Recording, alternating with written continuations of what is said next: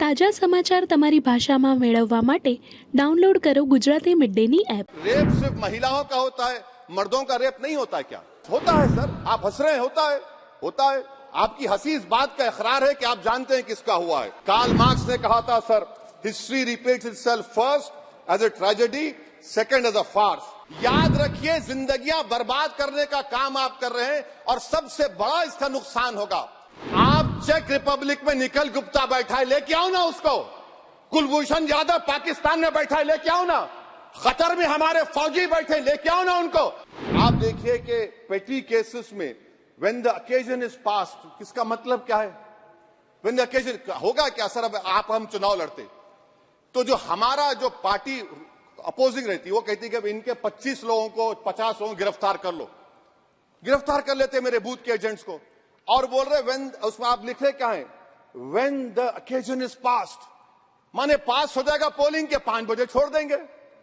अरे आप अपना ही हाथ काट रहे हैं अपने आप। याद रखिए, आज आप मुस्कुरा रहे हैं, कल यहां पर बैठेंगे कोई और कर देगा काम आपके ऊपर। अच्छा, रेप सर, रेप क्या?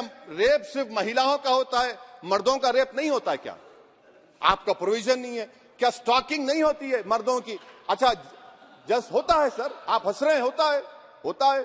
आपकी हंसी इस बात का इकरार है कि आप जानते हैं किसका हुआ है। तो justice JS Verma sir, justice JS Verma का जेंडर न्यूट्रल बनाइए। अच्छा, क्लॉज 69 को, क्लॉज 69 लव जिहाद आ गया। देखिए सर, क्लॉज 6 लव जिहाद आ गया। उसमें बियॉन्ड रीजनेबल डाउट प्रूव ही नहीं कर पाएंगे आप। अब उसमें क्या बताना पड़ेगा? Suppressing identity. यानी अगर कोई महिला मोनू मानेसर चोमू चंडीगढ़ से इश्क करती है, बाद में उसको मालूम होता है कि वो मानेसर का नहीं है, चंडीगढ़ का नहीं है, तो क्या क्लॉज 69 एक्शन में आएगा? आप बताइए कि अच्छा, अगर कोई ये कहेगा कि मेरा नाम कुछ नाम है, कई कुछ नाम होता है जो कॉमन नाम होता है मुसलमानों में, दीगर मज़ाहिब में, तो क्या वो सेक्शन अप्लाई होगा? ये क्या आप कर रहे हैं? अच्छा, आपने अडल्ट्री को निकाल दिया, आपने होमोसेक्सुअलिटी को निकाल दिया, तो ये कंसेंशुअल सेक्सुअल रिलेशन जो 18-20 साल के ऊपर के लोगों में करते हैं, मैं इसका खिलाफ जरूर हूं मजहबी एतबार से, मगर आप क्यों उनकी ऑटोनॉमी को रोकना चाहते हैं? अच्छा सर, सेक्शन क्लॉज 1093 बीएनएस का, आपको it does not require knowledge और intention part of person facility commission of organise crime. ये मैं 5 मिनट दीजिए सर। बीएनएस का आप सेडेशन पर देख लीजिए। सेडेशन को आपने दोबारा ला लिया, लफ्ज सेडेशन इस्तेमाल नहीं किया आपने। 3 साल से 7 साल आपने सुप्रीम कोर्ट को अंडरटेकिंग दी थी कि प्रोविजन नहीं लाया जाएगा। तो चेयरमैन सर, यहां पर हिंदी के एक बहुत मशहूर कवि का वो शेर मुझे याद आ रहा है, मैथिली शरण गुप्त का, कि राज्य को यदि हम बना लेंगे भोग तो बनेगा वो प्रजा का रोग, फिर कहूं मैं क्यों ना उठकर हूं आज मेरा धर्म राजद्रोह। कार्ल मार्क्स ने कहा था sir, history repeats itself first as a tragedy, second as a farce. आप क्लॉज 195 1D देखिए, it criminalises the making of publication of false and misleading information jeopardising sovereignty integrity of India. Vague है, यानी जो कोई भी पत्रकार investigative journalism लिखेगा आप उसको इस्तेमाल कर लेंगे और जेल की सलाखों में उसको डालकर आप सड़ा देंगे। सर, मैं आपको और एक बात बताना चाहूंगा कि रैश एंड नेग्लिजेंट एक्ट जो आईपीसी में था 2 साल थे, 304, आप उसको बढ़ाकर 5 साल कर दिए 1061 में, बीएनएस 1 में। और rash and negligent driving 304 IPC में था 2 साल की सजा थी, आपने 10 साल कर दिया। ये क्रिमिनल जुरिस्प्रूडेंस का हिस्सा नहीं है।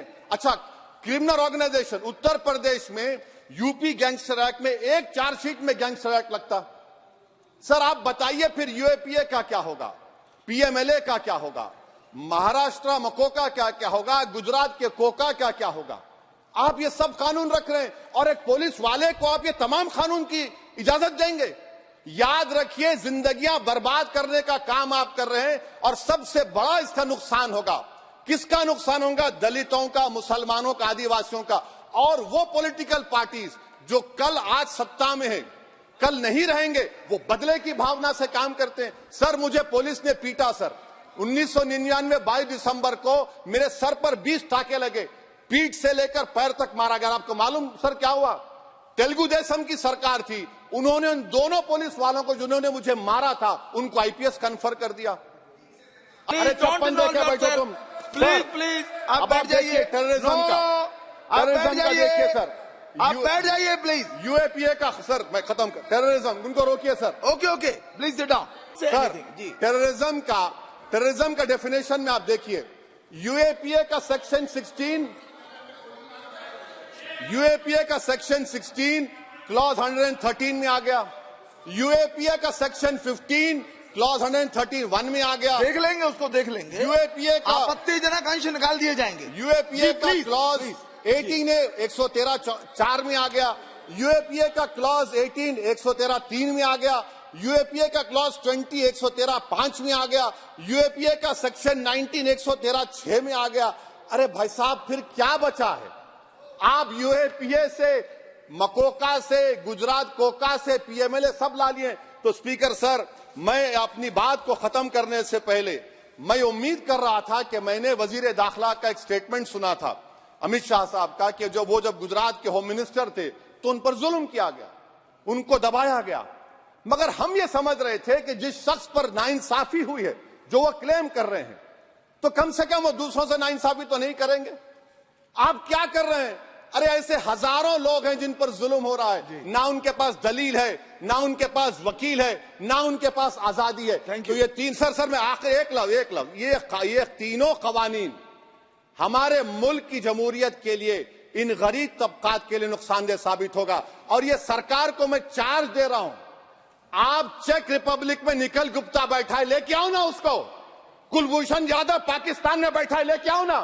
कतर में हमारे फौजी बैठे, लेके आओ ना उनको। अरे कहां तुम्हारी देशभक्ति है?